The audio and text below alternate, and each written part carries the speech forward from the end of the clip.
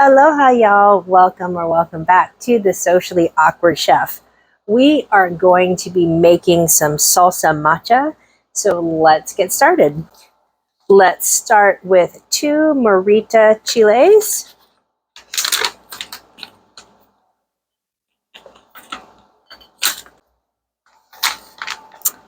And then we have Guajillo Chiles, and those are going to be 4. 1, 2.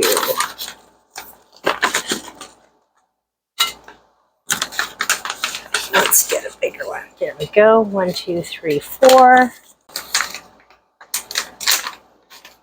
4 of the Chiles de Arbol. 1, 2, 3, 4. And last but not least, we have Ancho Chiles. We're going to use 4 of these.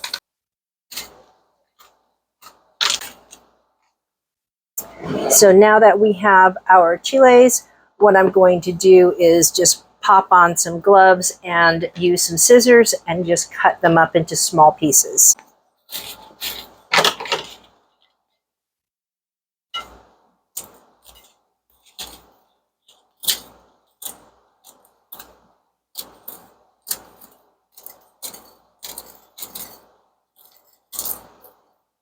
And these little stems here, we'll set them to the side so we can just discard them all at once.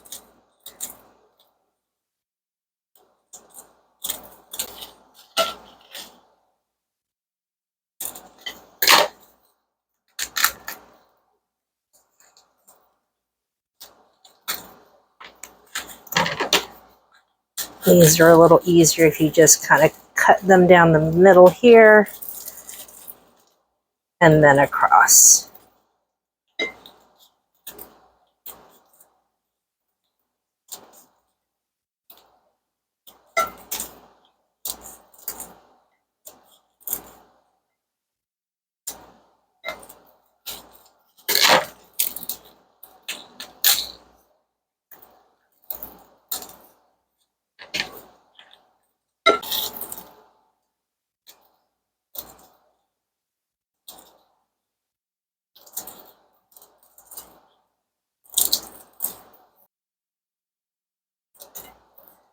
Okay, so from here, we're just going to toss these around and all the seeds are just going to fall to the bottom.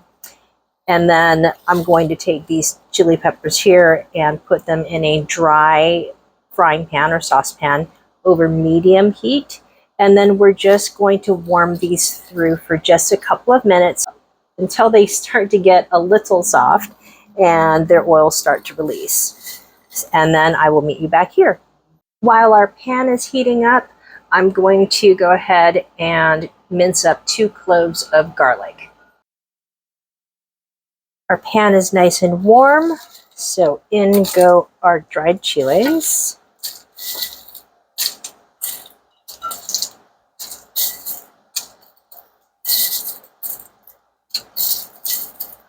It's fine if you get a few of the seeds in there.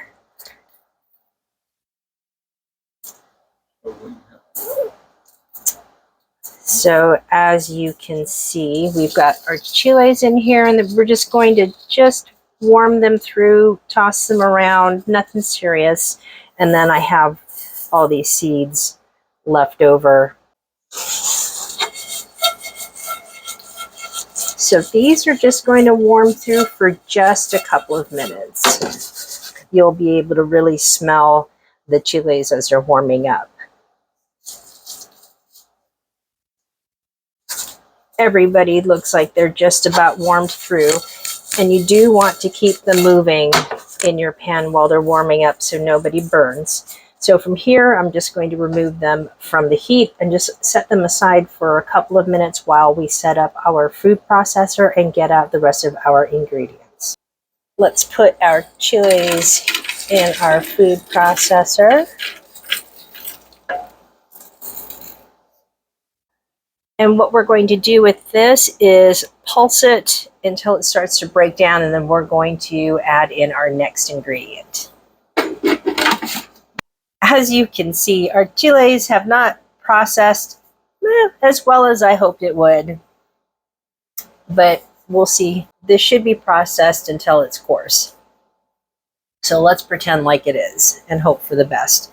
From here, we're just going to add in a couple of handfuls of dry roasted peanuts. I did use unsalted ones just because I want to control the amount of salt that I put in here. So there's one overboard, 2 palmfuls. We're going to cover this back up and then pulse it again. Let's take a look. So much better. For future reference, what will help break down your chili peppers when you're cutting it is to just cut them into smaller pieces right from the jump, and then you can toast them, and that way they will break down a little better. But essentially, this is what you're looking for. So very, very coarse. From here, I'm going to heat up some oil on medium heat, and then we're going to add this to it, and as well as a couple more ingredients. Our saucepan is on medium heat, and to that I'm going to add in 2 cloves of minced garlic, and I am using canola oil, and you can use any neutral oil or even like a light olive oil. And right behind that, we are going to add our mix of chili peppers and peanuts and give that a stir.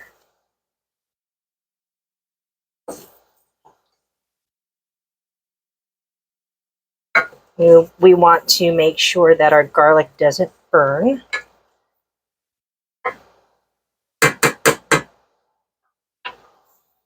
I'm also going to add in a palmful of sesame seeds.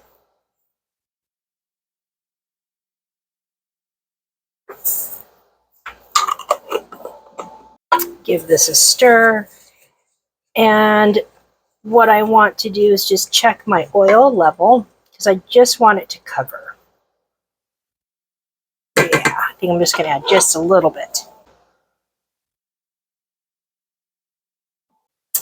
Let's stir this constantly so everybody's moving around. And our goal is to get everything toasty but not burned.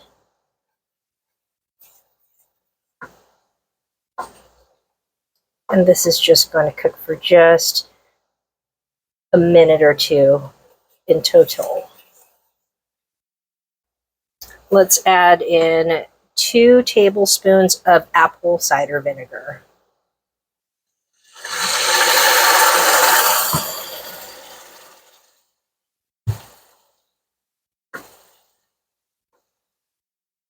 Okay, off the heat, and we're just going to set this aside and let it cool.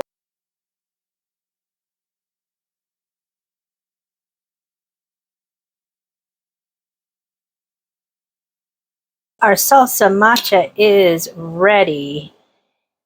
So as it was cooling down, I gave it a taste, and I did not need to adjust anything, but of course, if you need to add more salt or splash more of the apple cider vinegar, that's a great time to do it.